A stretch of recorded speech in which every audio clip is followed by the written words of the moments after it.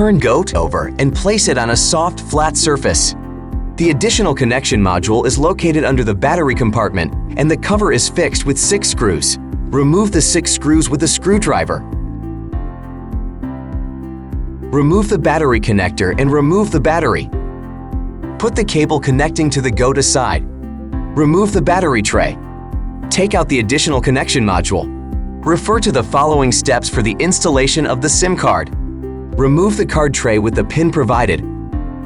Put the SIM card in the tray and insert the tray into the slot. Insert the connector into the additional connection module. Put it back with the icon facing up. Install the battery tray. Put the cable in the compartment, install the battery connector, and then install the battery.